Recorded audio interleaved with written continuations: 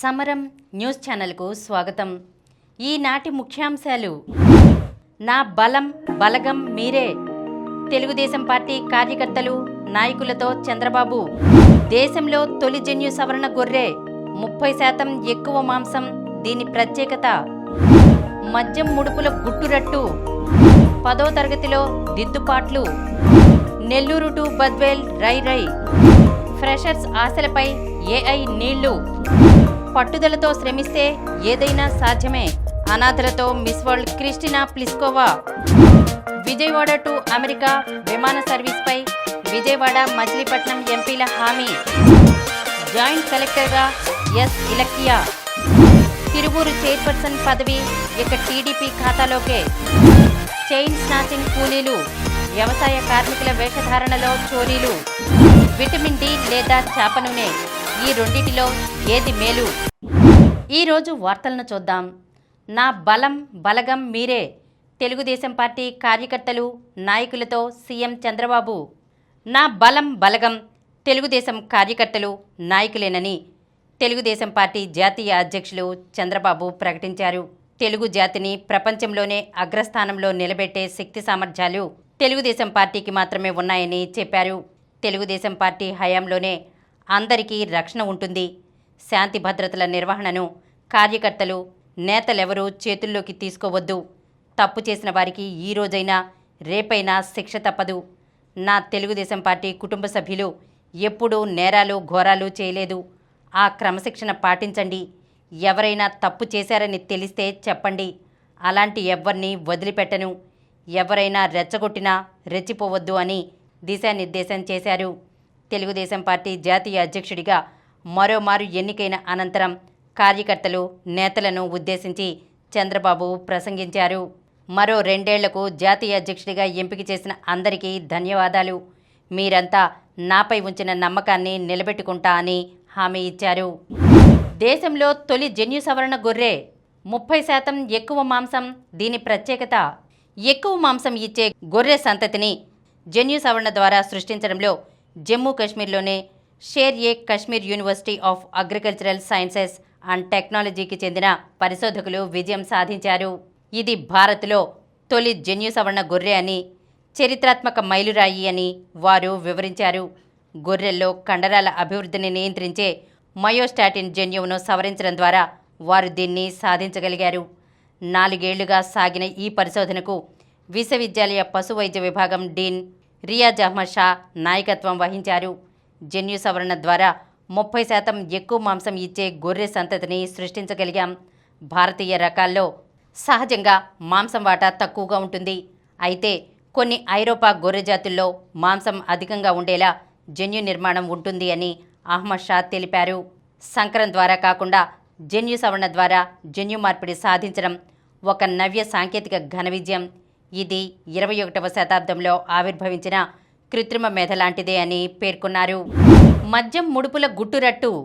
YCP ప్రభుత్వంలో జరిగిన 3,500 కోట్ల రూపాయల మద్యం కుంభకోణంలో దర్యాప్తు దాదాపుగా ఓ కొలికి వచ్చింది.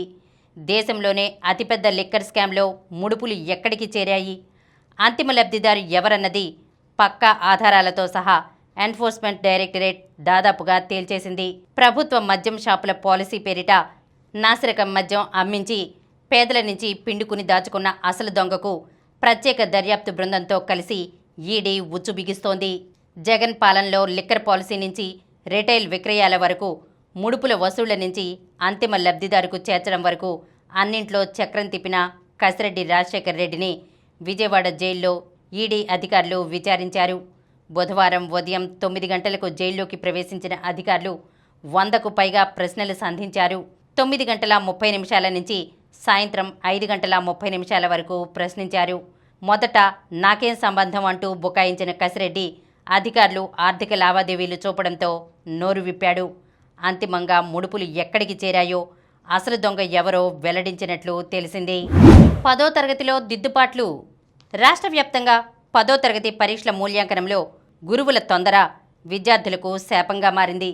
మూల్యాంకనాన్ని తొందరగా పూర్తి చేసేయాలన్న ఉద్దేశంతో జవాబు పత్రాలను సంపూర్ణంగా పరిశీలించకుండానే ఎడాపెడా దిద్దేయడంతో విద్యార్థులు మార్కులు కోల్పోయారు. దీనిపై అనుమానం వచ్చిన వేలాది మంది విద్యార్థులు పునఃమూల్యాంకనానికి దరఖాస్తు చేసుకోగా ఉపాధ్యాయులు చేసిన తప్పులు వెలుగు చూశాయి. మొత్తంగా జవాబు పత్రాల పునఃమూల్యాంకనం పునఃపరిశీలనకు 66,363 మంది విద్యార్థులు దరఖాస్తు చేసుకున్నారు. వీరిలో సుమారు 11,000 మంది పేపర్లలో మార్కులు మారాయి. పేపర్ను దిద్దిన తర్వాత 4 విభాగాలుగా మార్కులు వేస్తారు. అందులో కొన్నింటిని కౌంటింగ్లోకి తీసుకోకపోవడం వల్లే తేడా జరిగిందంటున్నారు. నెల్లూరు టు బద్వేల్ రై కడప నెల్లూరు జిల్లాల మధ్య కీలక ప్రాజెక్టుకు కేంద్ర ప్రభుత్వం పచ్చజెండా ఊపింది. రాయలసీమ కనెక్టివిటీకి అత్యంత కీలకమైన గ్రీన్ఫీల్డ్ జాతీయ రహదారి నిర్మాణానికి అంగీకారం తెలిపింది. నెల్లూరులోని కృష్ణపట్నం పోర్టు రోడ్డు నుంచి కడప జిల్లా బద్వేల్ వరకు 4 వరుసల జాతీయ రహదారిని నిర్మించేందుకు కేంద్ర ప్రభుత్వం తుది నిర్ణయం తీసుకుంది. దీనికి సంబంధించి ప్రధాని నరేంద్ర మోదీ అధ్యక్షతన బుధవారం ఢిల్లీలో జరిగిన కేంద్ర ఆర్థిక వ్యవహారాల కమిటీ ఆమోదముద్ర వేసింది. ప్రస్తుతం ఉన్న నెల్లూరు టు బద్వేల్ రోడ్డుకు ప్రత్యామ్నాయంగా ఈ కొత్త గ్రీన్ఫీల్డ్ హైవేను నిర్మించనున్నారు. మనుబోలు మండలం గురువిందపూడి సమీపంలోని కృష్ణపట్నం పోర్టు రోడ్డు నుంచి బద్వేల్ మండలం గోపవరం వరకు 108.13 కిలోమీటర్ల మేర ఈ రహదారిని నిర్మించనున్నారు. ఫ్రెషర్స్ ఆశలపై ఏఐ నీళ్లు. కృత్రిమ మేధ దెబ్బకు ఉద్యోగాలు భారీగా పోతాయని అంతా ముందు నుంచి ఊహిస్తున్నదే. కానీ ఏ స్థాయిలో అని ప్రశ్నిస్తే అంచనాలే తప్ప వాస్తవ గణాంకాలేవి అందుబాటులో లేవు. తాజాగా సిగ్నల్ ఫైర్ అనే వెంచర్ క్యాపిటల్ సంస్థ ఆ గణాంకాలను వెల్లడించింది. 2019తో పోలిస్తే పెద్ద పెద్ద టెక్ కంపెనీల్లో ఫ్రెషర్స్ నియామకాలు 2024 నాటికి 50% పైగా తగ్గిపోయినట్లు ఆ సంస్థ ఒక నివేదికలో వెల్లడించింది. ఒకప్పుడు దిగ్గజ టెక్ సంస్థల్లో ఏటా జరిపే నియామకాల్లో 15% దాకా అప్పుడే డిగ్రీ, పీజీ పూర్తి చేసిన యువత ఉండేవారని, ఇప్పుడు వారి వాటా 7% తగ్గిపోయిందని సిగ్నల్ ఫైర్ వెల్లడించింది. స్టార్టప్లలో వీరి వాటా 2019 నాటికి 30% పైగా ఉండేదని, 2023 నాటికి 11%, 2024 నాటికి 6% తగ్గిపోయినట్లు వివరించింది. ప్రపంచంలోనే టాప్ 7 కంపెనీలుగా పేరున్న alphabet, Amazon, Apple, meta, Microsoft, Nvidia, Tesla వంటివి సైతం 2022తో పోలిస్తే ఫ్రెషర్స్ నియామకాలను 2024లో సగానికి పైగా తగ్గించినట్లు తెలిసింది.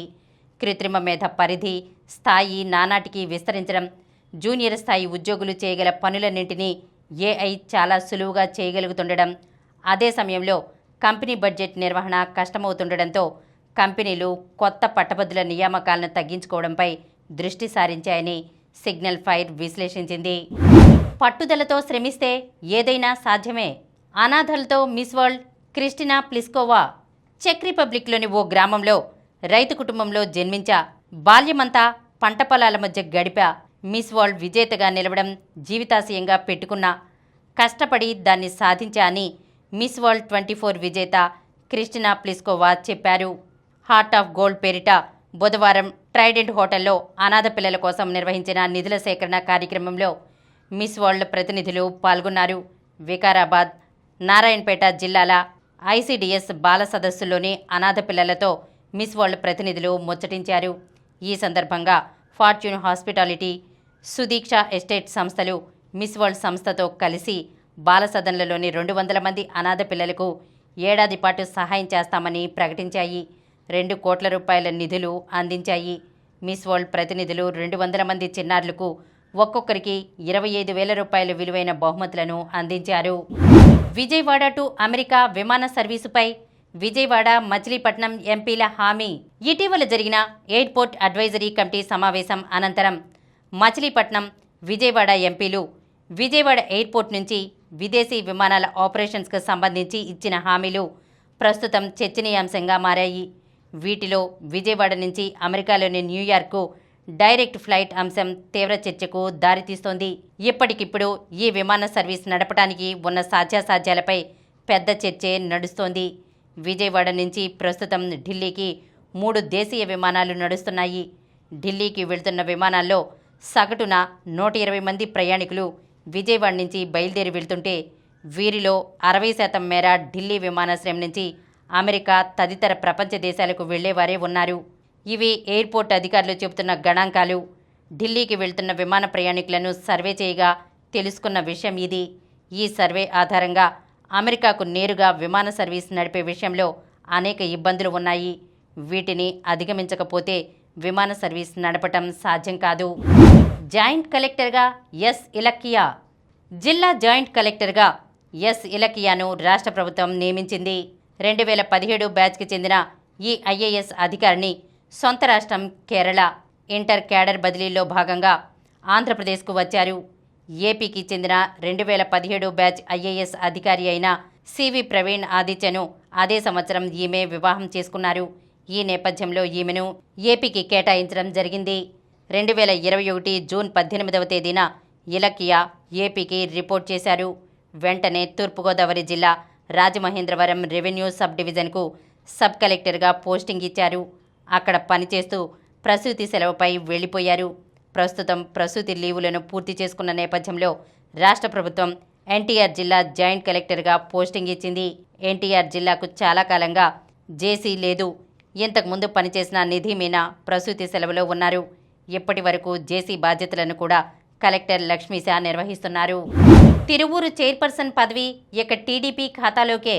తిరువూరు మున్సిపాలిటీలో చైర్పర్సన్ ఉప ఎన్నిక నేపథ్యంలో టీడీపీ బలం అనూహ్యంగా పెరిగింది. దీంతో చైర్పర్సన్ పదవిని ఆ పార్టీ కైవసం చేసుకునే అవకాశాలు స్పష్టంగా కనిపిస్తున్నాయి.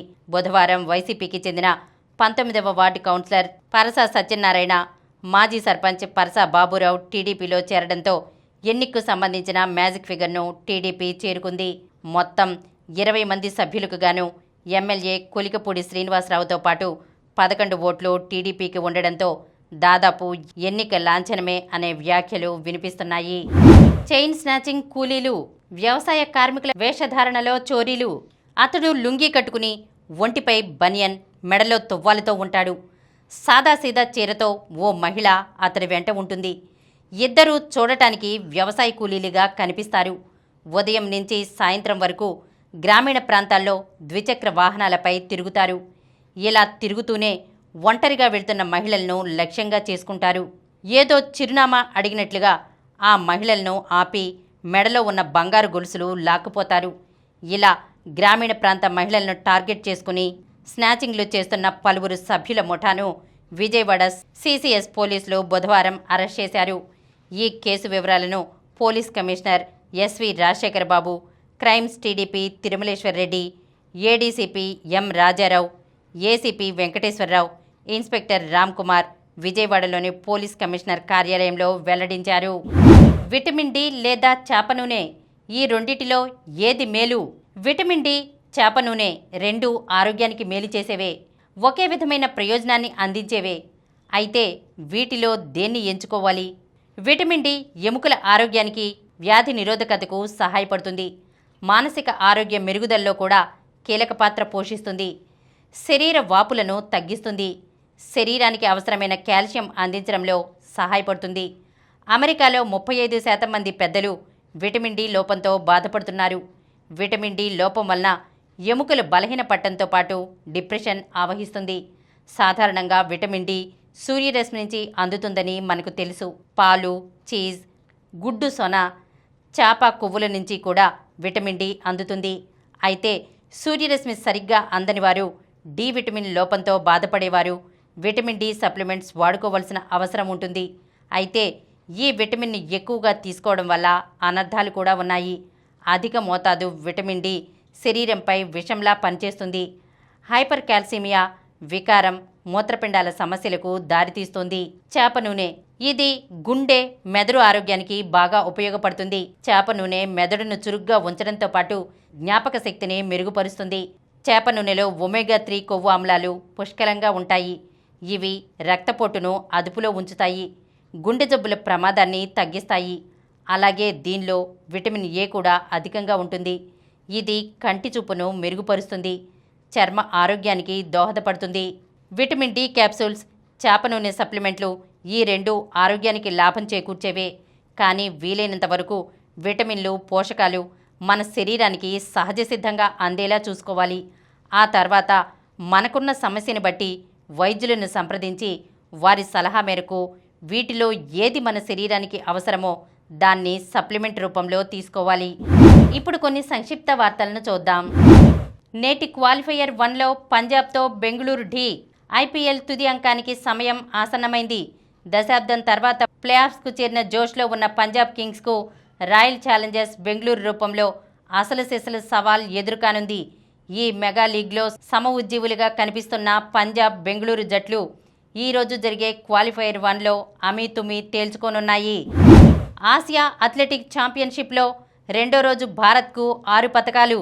ఆసియా అథ్లెటిక్ ఛాంపియన్షిప్లో భారత క్రీడాకారులు వరుసగా రెండో రోజు సత్తా చాటారు.